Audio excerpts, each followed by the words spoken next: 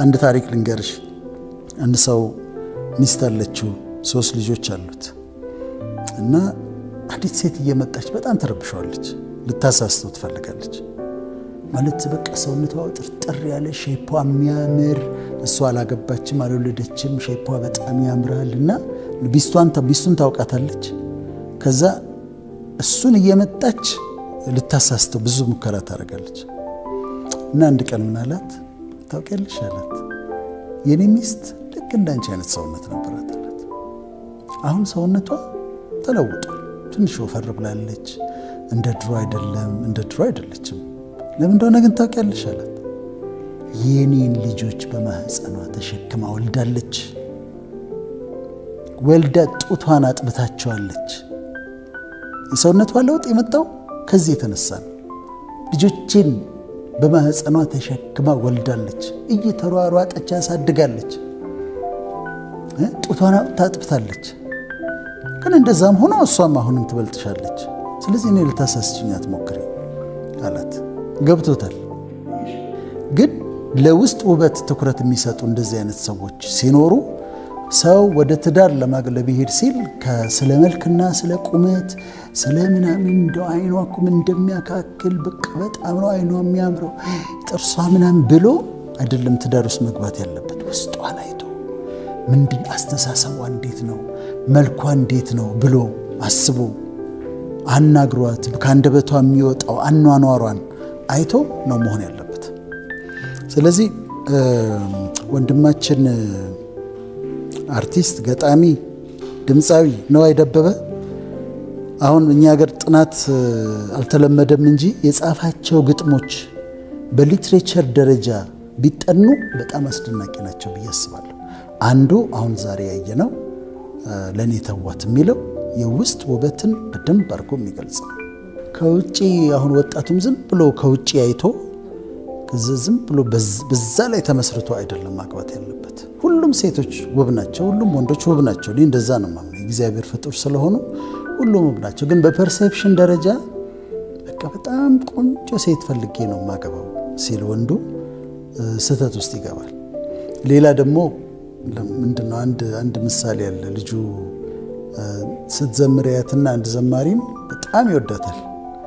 ከዛ ፍቅር ይዞታል። ያልገባው ነገር እሱ ያፈቀረው መዝሙሯን ነው። ልክ አሁን አንዳንድ ሴቶች አክተሮችን ወደው ካላገባው ሞቼ ይገደዱት፣ ግን አክተኛ በኋላ ተጋቡ። ዘማሪዋን አገባት። ከዛ ፍቅሩ የለም እና ማታ ማታ እስቲ ዘምሪ ይላታል። እና ሲወዱ ማንን እንደወደዱ ውስጣዊ እሷነቷን መውደዳቸውን እርግጥ መሆን አለባቸው። አሁን እንዳልሽው ነው።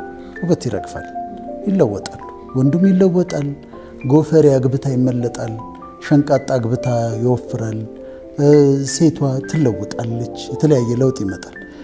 ማንነቷን የውስጥ ማንነቷን ከወደድኩኝ ግን መቼም እስከ እርጅና ድረስ አይለወጥም ያ ነገር። እኔ አንዳንድ ቤት አሜሪካ ምናምን ሲሄድ እዚህም አይቻለሁ። በእንግድነት ተጋብዤ ሲሄድ አንዳንድ ሴቶች እንግዳ ሲያስተናግዱ የወንዱም መስራት አለበት፣ ማስተናገድ አለበት። ይኸው ምን ሰርታ ታመጣና ታስተናግድና እንትን በተለይ ውጪ የሰራተኛ ስለሌለ ሰርታ ምናምን ታመጣለች። ከዛ ስታቀርብ ታስተናግድ ምናምን ታያታለች። ከዛ ከጨረሰች በኋላ መጣው ትንሽ ደቂቃ 30 ደቂቃ ብላ ገብታ ሻወሯን ወስዳ ለብሳ ደግሞ ስትመጣ ትገረሚያለች። እዛ ጋር ቤቷን እንዴት እንደያዘች ከዛ ደግሞ ራሷን እንዴት እንደያዘች ስትመለከች ትገረሚያለች። እና የውጭ ውበት ዋጋ የለውም ማለታችን ሳይሆን ግን ሴቶችም ትኩረት ማድረግ ያለባቸው የወንድ ልጅ ካራክተሩ፣ አስተሳሰቡ፣ አመለካከቱ፣ ደግነቱ፣ ታማኝነቱ እሱን ነው ማጥናት ያለባቸው። ወንዱ ደግሞ ሴቷን እንዲሁ እንደው ፈዞ በመልክ ፈዞ ሳይሆን ወደ ሪሌሽንሺፕ እና ሳይሆን ጠጋ ብሎ አውርቷት ስትናገር ይገለጣል። በመውጣት በመግባቷ ታማኝነቷ፣ ፌትፉል ነች ወይ፣ ኦነስት ነች ወይ፣ እውነተኛ፣ እነዚህን የውስጥ ውበቷን ማየት በጣም አስፈላጊ ነው እና አርቱ ቅድም የነዋይን አነሳን በጣም ተጽዕኖ አለው። በቃ ስደክም ብርታቴ አንተ ነበርክ፣ ሳዝን ደስታዬ አንተ ነበርክ። የውስጡን የሰውየውን የውስጥ ውበት አይተዋለች። የውስጥ ውበቱን ደግሞ ወደዋለች። ይሄን አሁን ዛሬ እኛ ፕሮግራም ይሄ ፕሮግራማችን ዋናው ዓላማው የዛሬው ፕሮግራማችን የሚስትህን የውስጥ ውበቷን ይላት። የፍቅረኛ ስትመርጥ ዝም ብለህ ቆንጆ ፍለጋ አትንከራተት። አጠገብ ያለች በጣም ምግባሯ ሰናይ የሆነ ካራክተሯ በጣም አስደናቂ የሆነ ሴት ትኖራለች። እዛ ላይ አታተኩር፣ ያኛው ይለወጣል በኋላ። አንቺም ደግሞ ዝም ብሎ መለሎ ረዥም ምናምን ፍለጋ አትዞሪ። እዛ ጋር የመጣው ሰው ውስጡን ተመልከችው፣ ካራክተሩን እዩ፣ አነጋገሩን፣ ብስለቱን፣ ጨዋነቱን፣ ታማኝነቱን። በኋላ አብረሽ ውስጥ ኖሪ። ይሄ ነው ወርዝ የሚያደርገው። ቁመናው ምንም ላይሰራ ይችላል። እና አንዳንድ ጊዜ ሰዎች በቃ ሰርግ እንደዚህ ይዘው የሚሄዱት የሚያጌጡበት ሰው ለሰርግ ብቻ የሚሆን አይነት ሰው ነው የሚፈልጉት። ግን አይደለም። የውስጥ ውበት ነው በጣም ማተር የሚያደርገው። ስለዚህ አሁን እሱ ምንድነው የፈለገው? የሚኖርበት ቤት ብታዩ፣ የሚነዳው መኪና፣ ሚስቱ እንዴት ቆንጆ እንደሆነች። ግን ቤት ውስጥ ግን ቃጠሎ ሊሆን ይችላል ያለው። ሌላ ምሳሌ ላንሳ ከወንዶቹ። ጎሳዬ ተስፋዬ እኔ እንደወጣ ኤፍኤም ሬዲዮ ላይ ስለማረገው እንዳልኩሽ ነው፣ አዳማጭ አይደለሁም፣ ወደ መዝሙር አደላለሁ። ግን ኤፍኤም ሬዲዮ ላይ ስለማረገው ሲመጣ አንዳንዱ ካች ያደርገኛል። አሁን ጎሳዬ ተስፋዬ ከእሑድ እስከ እሑድ የሚል ዘፈን አለው። ምንድን ነው የሚለው መሰለሽ? ሰው አይጠፋም ቤትሽ ከእሑድ እስከ እሑድ፣ ዳስ ጥለሽበታል ለአንድም ቀን ላይ ወርድ። ከቤትሽ ከእሑድ እስከ እሑድ ሰው አይጠፋም፣ ዳስ ጥለሽበታል። ልክ ለድግስ ዳስ ይጣል የለ እንዳይወርድ አድርገሽ ዳስ ጥለሽበታል። ቤትሽ ድግስ ቤት ነው ማለት ነው፣ ከደግነቷ የተነሳ ያንን ነው የሚላት። ያላየሽ አይድንም ቀና አይሆንም ቀኑ የሚል አዋጅ አለ እስኪመስል ሙሉ። አይነጥፍም አይጎድልም ማጀትሽ ቢጠጡ ቢበሉ ይላል። አሁን ተመልከች፣ አይነጥፍም አይጎድልም ማጀትሽ ቢበሉ ቢጠጡ። ቤቷ ሰው ይመጣል፣ እንግዳ ትቀበላለች። ድሃው ይመጣል፣ ሀብታሙ ይመጣል። ቤቷ የተዘጋጀ ነው። አይቼ አውቃለሁ እንደዛ አይነት ቤት። ሀብታሞች አይደሉም እኮ ግን ሁልጊዜ የሚበላ ነገር ጠረጴዛው ላይ አለ። ሁልጊዜ ሻይ ፈላ ምናምን የሚባልበት ቤት ነው። እና የእሷ እንደዛ ነው። ከእሑድ እስከ እሑድ ድግስ ነው። ዳስ እንደተጣለ ነው፣ ድግስ ነው። እሱ ደግሞ የገለጻት ሴት ከምን አርጎ ይሆን ልብሽን ያነጸው? ከምን አርጎ ይሆን ልብሽን ያነጸው? ለከበበሽ ሁሉ ፍቅር የሚለግሰው። ልብሽ ከምንድን ነው የተሰራው? እንዴት እንደዚህ ሊሆን ቻለ? ለሁሉም ለከበበሽ ሁሉ ፍቅር መስጠት ትችያለሽ፣ ፍቅር ትሰጫለሽ። እንዴት አድርጎ ነው ልብሽን የሰራው? ስለ ልቧ ነው የሚያወራው፣ ስለ ውስጥ ውበቷ ነው የሚያወራው። እና ከምን አድርጎ ይሆን ልብሽን ያነጸው? ለከበበሽ ሁሉ ፍቅር የሚለግሰው። እስከ እሑድ ሰው እንዲህ መውደድ እንዴት ብሎ ያንን ሁሉ አባብሎ ይላል። ደግሞ እንዴት ብሎ ያንን ሁሉ አባብሎ ለስንቱ ትሆናለች ነው። ይሄ ደግሞ ይገርመኛል። ታናሽና ታላቅ ባይሰፍርም ቤቷ የእሷን ትንሽነት ሰማሁ ካንደበቷ። ምንድን ነው የሚለው? ታናሽና ታላቅ ባይሰፍርም ቤቷ የእሷን ትንሽነት ሰማሁ ካንደበቷ። እሷ ራሷን ዝቅ ነው የምታረገው፣ ራሷን ትንሽ ነው የምታረገው ይልና ወትሮም ዝቅ ያለ ነው ካጀብ ተነጥሎ ከፍ የሚለው ይላታል። እና ዝቅ በማለት ከፍ መምጣት ማለት እንደሚመጣ ይነግር። ስለዚህ አሁን እሱ የሳላት ሴት ምንድነች? ደግ ነች፣ በጣም ደግ ነች። ዳስ ይጣላል፣ እንደተጣለ እንደ ድግስ ቤት ነው ቤቷ። ሰዎች ይመጣሉ፣ ይበላሉ፣ ትመክራቸዋለች፣ ፍቅር ትሰጣቸዋለች፣ ታጽናናቸዋለች፣ የተሰበሩት ይጠገናሉ። ትኩረቱ ምንድን ነው? የውስጥ ውበቷ ነው። አሁን እነዚህ ወጣቶች እንዲህ በየአጋጣሚ ሲሰማቸው እንደዛ አይነት ነገር ላይ እያተኮሩ ይመስለኛል፣ ወደዛ እያተኮሩ ይመስለኛል። እና የእሱም ይሄ ከእሑድ እስከ እሑድ የሚለው የውስጥ ውበት ላይ ያተኮረ ነው። ብዙ ባንገባም ማዲንጎ አፈወርቅ፣ እነዚህ ልጆች የሚገርሙ ናቸው። ግን በጣም የሚገርምሽ አሁን ጎሳዬ ተስፋዬ የትም ቦታ ሲሄድ ሚስቱን እንደዚህ ይዞት ነው አይደለም? በጣም የሚያስደንቅ ትዳር እንዳላቸው ሰምቻለሁ። ስለሱ እሱ ስለሱ ይሄ ልጅ እንግዲህ ዘፋኝ ነው፣ ፖፑላር ነው፣ አርቲስት ነው፣ ህዝብ ይወደዋል። የትም ቦታ ሲሄድ አብሮ እኮ መሄድ አይደለም እጇን እንደዚህ ይዞ ነው የሚመጣው የሚስቱ እና አንዳንድ ጊዜ ትገረሚያለሽ። ለአንዳንድ ሴቶች ጠይም ወንድ በጣም ቆንጆ ነው። ለአንዳንድ ሴቶች በጣም ቀይ ወንድ ቆንጆ ነው። በእንትኑ ይለያያል። አንዳንዱ ያኛውን ቶለሬት ጠይ የምትወደው ቀዩን ቶለሬት ላታደርገው ትችላለች። ስለዚህ ፐርሴፕሽን የኛ እይታ ነው። አሁን የውጭ ውበት ይሄ ከውጭ የሚታየው አይን፣ ጥርስ፣ አፍንጫ፣ ቁመና እስከታች ድረስ ያለው የሚገጠምለት ብዙ ጊዜ የሚዘፈንለት እሱ የውጭ ውበት ነው፣ ኤክስተርናል ቢዩቲ ነው። እና ይባላል ፀጉሯ የሐር ነዶ፣ አፍንጫዋ ስንደዶ፣ አይኗ የብር ጉልላት፣ ጥርሷ የበረዶ እምብርት ይባላል። እና ይሄ ውጭ ነው እስከ ተረከዝ ድረስ የሴቷን፣ ሴቷ ደግሞ የወንዱን ልታደንቅ ትችላለች። የውጭ ኤክስተርናሉ የውጭው እና ብዙ ትኩረት የሚሰጠው የውጭው ነው ከውስጡ ይልቅ። በጣም ትኩረት ከመሰጠቱ በፊት አሁን ከመሰጠቱ የተነሳ እየተደረገ ያለውን ነገር ልገርሽ። የኮስሜቲክስ ኢንዱስትሪ የሚቀባቡት ኢንዱስትሪ 500 ቢሊዮን ዶላር ወርዝ ነው። 500 ቢሊዮን ዶላር ሃፍ ትሪሊየን ማለት ነው የሚያወጣ በዓለም ደረጃ አለ። አሜሪካ ውስጥ እስከ 50-60 ቢሊዮን ዶላር ለኮስሜቲክስ ብቻ ያወጣል። ስለዚህ ምን ያህል ትኩረት እንደሚሰጠው የሚቀባባው ነገር ኮስሜቲክሱ ማየት ትችላለሽ። ከዛ ደግሞ ሰርጀሪዎች አሉ። ቀዶ ጥገና ከኤክስተርናሉን ጨርስ ብዬ ነው። ቀዶ ጥገናዎች ይሰራሉ። አፍንጫ ይቀየራል፣ ሪኖፕላስቲ ይባላል። ከንፈራቸው ይሰራል። ይሄ ቆዳ ትንሽ እድሜ መስመሮችን አንሲመ ፌስ ሊፍት የሚባል አለ። በጣም ደግሞ የሚያሰሩት ጡት ማስቴክቶሚ አለ። ማስቴክቶሚ ሰርጀሪ ነው። ማስቶፕላስቲ ግን የቅርጹን ለመቀየር ኢምፕላንት መጨመር እንደዚህ ነው። ስለዚህ የተለያየ አይነት ሰርጀሪ እሱም እስከ 10 ቢሊዮን ድረስ የሚያወጣ ገንዘብ የሚያወጣ ሰርጀሪዎች ያሰራሉ። አሁን ደግሞ በጣም ነው የሚሰራው። በጣም ገንዘብ ያላቸው ብዙዎቹ ጠፋ ብለው ሲመጡ ስታያቸው የሆነ ሰርጀሪ ያሰርተው ነው እና 70 ዓመት 75 ዓመት ምናምን ሆነው አያረጁም።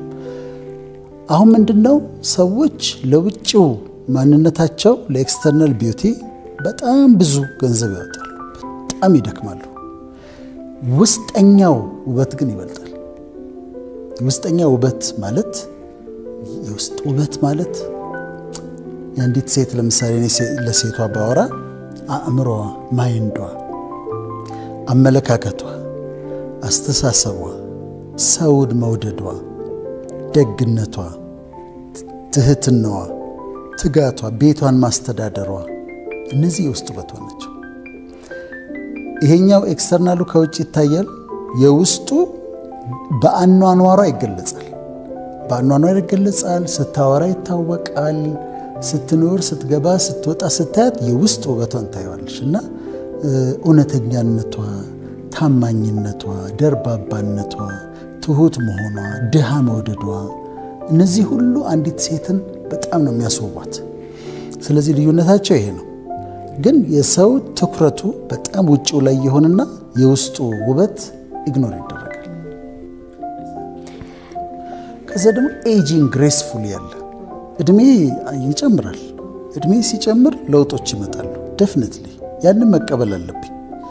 ግን ያችን የልጅነታቸውን ነገር ሉዝ ላለማድረግ ብለው በተደጋጋሚ ሰርጀሪ ሲያሰሩ ደግሞ ኖርማል የሆነ አካላቸውን አሁን ከንፈሯ ቀጭን የሆነው ትልቅ ለማስደረግ የሚወጉት አለ።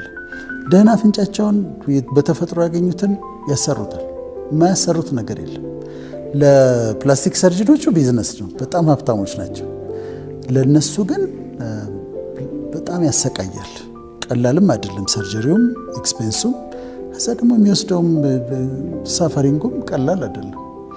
ግን ለውስጥ ቢሰጥ የውስጥ ውበት ትኩረት ቢሰጠው በጣም ጥሩ ነው። ኪነ ጥበቡ በተለይ እነዚህ ፋይን አርትስ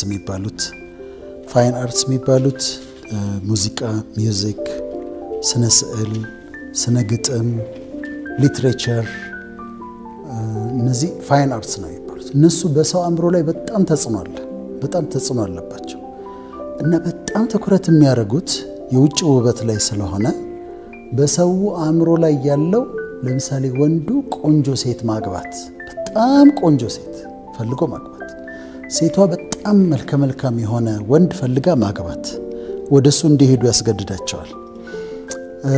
ሰዎች ትዳርም ሲመሰርቱ መልክ ይፈልጋሉ። እስቲ እንደ ቆንጆ ሴት ፈልግና አግባ ይላሉ። ግን ትዳር ውስጥ ተጽዕኖ የሚያመጣው የውስጥ ውበቷ የውጭው አይደለም፣ መልኩ አይደለም። ለሷም መልከ መልካም ረዥም ምናምን እንዲህ መሆኑ አንድ መሆኑ ሳይሆን ቤት ውስጥ አብረው ሲኖሩ ይሄ ሰውዬ የውስጥ ውበት አለው ወይ የሚለው ነው ተጽዕኖ የሚያሳድረው። ስለዚህ ፋይን አርትሱ በጣም ተጽዕኖ ስላለው ማየታችን ተገቢ ነው። ስነ ጽሁፉ ምን ላይ ያተኩራል? የውጭ ውበት ላይ ነው የሚያተኩረው ወይስ የውስጥ ውበት ላይ ነው የሚያተኩረው? እና እሱም ማየታችን በጣም ጥሩ ነው፣ በጣም ጥሩ ነው። እኔ ብዙ ትራቭል አደርጋለሁ። አሜሪካ ስቴቶች ብዙ ዞር ያለው፣ ካናዳ ብዙ ዞር ያለው፣ ዩሮፕ፣ እዚህም ደግሞ ኢትዮጵያ ውስጥ ብዙ ሰዎችን የማግኘት እድል አለኝ። ካውንስሊንግም ስሰራ ብዙ ሰዎችን ለማዳመጥ እድል አለኝ። ሰዎችን ታገኝና ይነግሩሻል። ጓደኞቼ ያልደረሱበት ቦታ በጣም ይገርምሃል ይላሉ። ያሉበት ቦታ እንደው በኑሯቸውም በስራቸውም ትልቅ ቦታ ነው ያሉት። እኔ ደግሞ በቃ አልተሳካም እስካሁን ድረስ ይሉሻል። ምን ማለት ነው? ከጓደኞቻቸው ካሉበት 500 ኪሎ ሜትር በታች እንደሆኑ ነው የሚያስቡት። ገብተሻል? ዝቅ ብለው እነሱ ጓደኞቻቸው በሀብት አድገው፣ በስልጣን አድገው፣ በትምህርት በተለያየ መንገድ አድገው፣ እነዚህኛዎቹ ሰዎች ግን የተለየ ኃጢአት ሳይኖርባቸው፣ ሰነፍ ሳይሆኑ፣ ክፉ ሰዎች ሳይሆኑ ራሳቸውን እኔ በማወዳደር አላምንም። እነሱ ግን ራሳቸውን አወዳድረው በቃ ይገርማል እዛ ታች ነው ያሉት ጓደኞቼ እዛ ናቸው ይሉሻል። አንድ ክራይቴሪያ ሟሉ፣ ታች መሆናቸው አያውቁትም እነሱ። ሁለተኛ አሁንም ሰዎችን ሳገኝ ይሄ ሳፈሪንግ የሚባለው ስቃይ አለባቸው። ለሰዎች የምንሰጠው የተሳሳተ ትምህርት መሰለሽ፣ ህይወት ቀይ ምንጣፍ ነው ብለን ነግራቸዋለን። ኢዚ ነው፣ በቃ ምንም ችግር የለም፣ አበባ በአበባ ነው እንላቸዋለን። that's not true። ምድር ላይ ስቃይ አለ። በምድር ሳላችሁ መከራ አለባችሁም ተብሏል በቅዱስ ቃሉ። ዝም ብሎ ፊሎሶፈሮቹንም ካይሽን ቡዳ ራሱ ላይፍ ኢዝ ሳፈሪንግ ነው የሚለው፣ ሌላ ነገር አይደለም፣ በቃ ሳፈሪንግ ነው የሚለውና ስቃይ አለ። እነዚህ ሰዎች የማገኛቸው ሰዎች ዝቅ ብያለሁ ከማለታቸው ተጨማሪ ሳፈር ሲያደርጉ ታያቸዋለሽ። ወይ በህመም ይሰቃያሉ፣ ወይ በልጆቻቸው ይሰቃያሉ፣ በመስሪያ ቤታቸው ይሰቃያሉ። ሳፈሪንግ አላቸው፣ ስቃይ አላቸው። ያ 1200 ዲግሪ ሴንቲግሬድ ቃጠሎ ነው። መቼ ነው ማርፈው ይሉሻል ዶክተር፣ እኔ መቼ ነው ማርፈው ይሉሻል የልባቸውን ሲያወሩሽ። እኔ ግን እንደ ሰው እንደው እፎይ ብዬ የምኖረው መቼ ነው ብሎ ይጠይቃሉ። ለምንድነው? ሳፈሪንግ ውስጥ ናቸው። 1200 ዲግሪ ሴንቲግሬድ ቃጠሎ ውስጥ ናቸው። ሁለቱም ክራይቴሪያ ሟሉ። ዝቅ ብለዋል፣ ሃይ ቴምፕሬቸር ውስጥ ናቸው። አያውቁም እነሱ ምን እየተካሄደ እንደሆነ። ከዛ ሶስተኛ ምን ይፈልጋል ብለን ፕሬሸር ይፈልጋል። ጫና አለባቸው። መስሪያ ቤታቸው ጫና አለ፣ ፕሬሸር አለ። ቤት ውስጥ ፕሬሸር አለ፣ ጫና አለ፣ የኑሮ ጫና አለ። ጭምቅ አድርጎ ይዛቸዋል። ላይፍ ጭምቅ አድርጎ ይዛቸዋል። አንዳንዶቹ አሁን ለምሳሌ ገንዘብ ያላቸውን ሰዎች ሀብታሞችን አይተሽ ዝም ብሎ ያረፉ ይመስልሻል። ባንክ ዕዳው አለ፣ ሌላው ፕሬሸር አለ፣ ብዙ ነገር አለ። የእያንዳንዱ ሰው ይለያያል የሚያልፍበት መንገድ። ስለዚህ እነዚህ ሰዎች በፕሬሸር ውስጥ የሚያልፉ ሰዎች ናቸው። አጭር ጊዜ ደግሞ አይደለም። 15 ዓመት ይኸውልህ ይላሉ፣ 20 ዓመት በዚህ ሁኔታ እና ተስፋ ቆርጠዋል። በዛ ሁኔታ ኖረው እንደሚያልፉ ሌላ ነገር እንደማይመጣ ያስባሉ። ስለዚህ ዝቅ ብለዋል። ከፍተኛ ስቃይ ውስጥ 1200 ዲግሪ ሴንቲግሬድ ቃጠሎ ውስጥ ናቸው። በኑሯቸው በጣም ጫና አለባቸው። ምን እየተደረገ እንደሆነ ግን አያውቁም። ኮል የነበረው ፐርሰናሊቲ ወደ አልማዝነት እየተለወጠ እንደሆነ አያውቁም። ከዛ 15 ዓመት ይቀመጣል፣ 20 ዓመት በዛ ሁኔታ ይቀመጣሉ። ምን ይሆን እንደሆነ አያውቁም። እዛ ጋር አሁን እነሱ ዳይመንድ ሆነው ተሰርተዋል። ከዛ እዚችው በቃ በዚችው ኑሮ በዚችው አልፋለሁ ብለው ሲሉ ድንገት በህይወታቸው ያልተጠበቀ ቮልኬኖ ይፈነዳል። አድርጎ ያወጣቸዋል። ሲወጡ ወደ ሰርፌስ ሲወጡ እነዚህ የተሰሩ ሰዎች ናቸው፣ አልማዞች ናቸው፣ ውድ ናቸው። ከዛ ከእንትን ይድር አሁን አልማዝ በዛ መንገድ ሲወጣ ፖሊሽንግ የሚባል አለ፣ ፖሊሽ ይደረጋል፣ ካቲንግ አለ፣ ይቆረጣል እና አምሮ ደምቆ ከዛ በኋላ የምታገኙን ቦታ እና ዋጋውን ታውቂያለሽ። ስለዚህ ከሰዎች ህይወት ጋር ሳገናኘው እነዚህ ሰዎች የሚያልፉበትን መንገድ ቢያውቁ መከራቸውን አፕሪሼት ያደርጋሉ። ስቃያቸው ከንቱ እንዳልሆነ ያውቃሉ። ፕሬሸሩ ዝም ብሎ እንዳልሆነ ያውቃሉ። ፐርሰናሊቲያቸው እየተሰራ እንደሆነ ያውቃሉ ብዬ አሰብኩና መጣሁት።